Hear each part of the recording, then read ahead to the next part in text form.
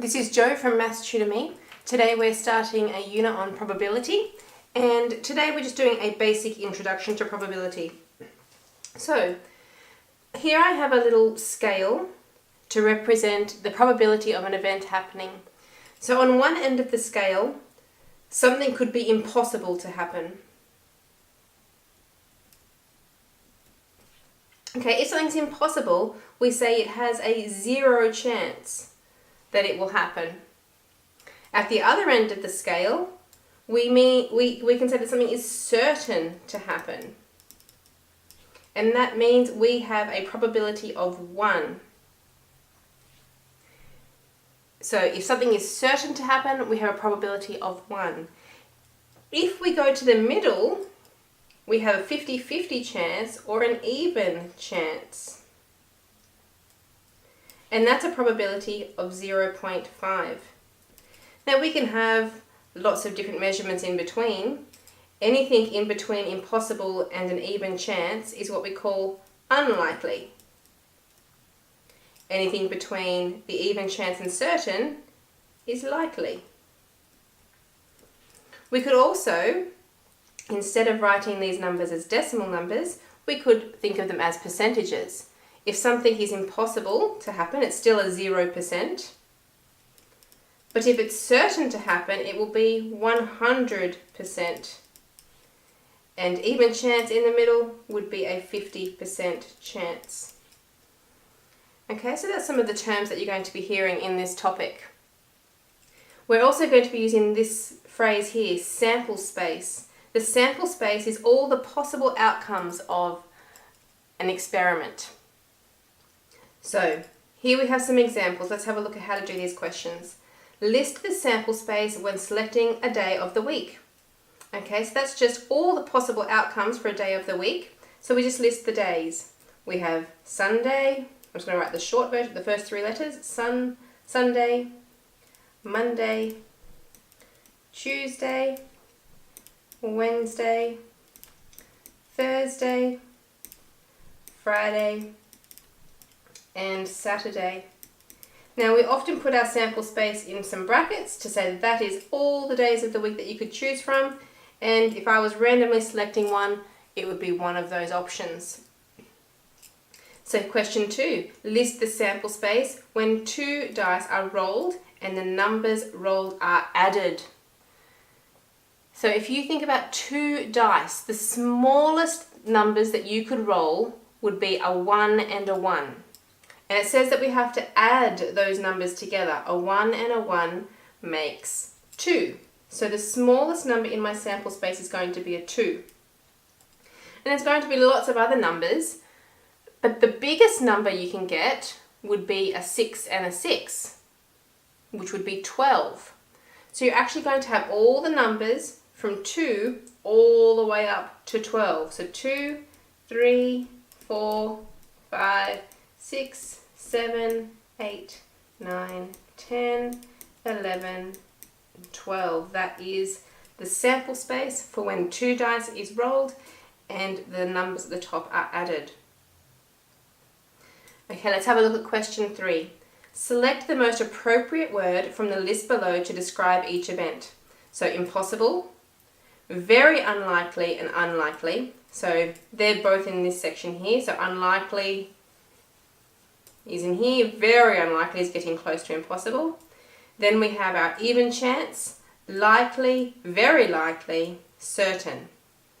Okay, so we just have to choose one of those words to describe each of these events. Rolling a 6 on a standard 6-sided dice. Well, there's one number 6 on a dice, but there is 5 other numbers. So it's not impossible that you would get a 6, but it would be unlikely as there are still 5 other numbers. So I would describe that as unlikely. Perhaps some of you might be tempted to say very unlikely. So let's have a look at B. It rains flowers. Well, I don't think it's possible for it to rain flowers, so I'm going to say that that is impossible.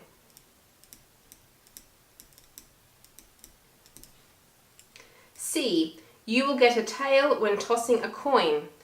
Well, a normal coin has a head and a tail. There's only two options and one of them's a tail. That's what we call an even chance.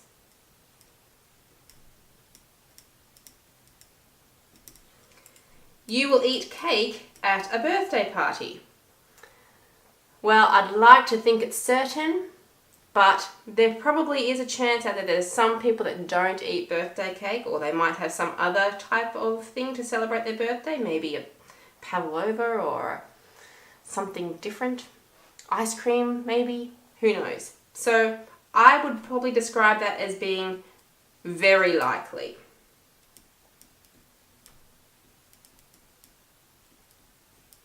Okay, so there is a little bit of movement in some of these. Some people might think things are very unlikely or likely. Some things are a little bit debatable. But you get the idea on how to use these words. If we go to the next page, here is a few questions for you to try. So pause the video, try these questions, and then restart to see the answer. Okay, question 1. List the sample space for the suit selected from a standard pack of cards. If you've played any cards, you will know that there are 4 suits. There is hearts, diamonds, spades, and clubs. And there it is, sample space. Question 2. Find the sample space for the number of months in the year with exactly 5 letters. Oh, okay, so we've got 12 months in the year, but how many have 5 letters? Let's go through. January, February, March. April, A-P-R-I-L, yes, April. May, no. June, July. Okay, August doesn't have 5 letters. September, no. October, no. November, December, no. There's only 2 months of the year that have exactly 5 letters. March and April. Question 3. List the following events in order from least likely to most likely. Let's have a read. The sun will rise in the sky tomorrow. That seems fairly likely, I hope certain. B, I will roll a 2 on a standard dice. The next baby born will be a girl. The next traffic light will be red. Okay, so we want the least likely thing to the most likely thing. So, the least likely thing might be the dice, point 2. We've got a 2 here.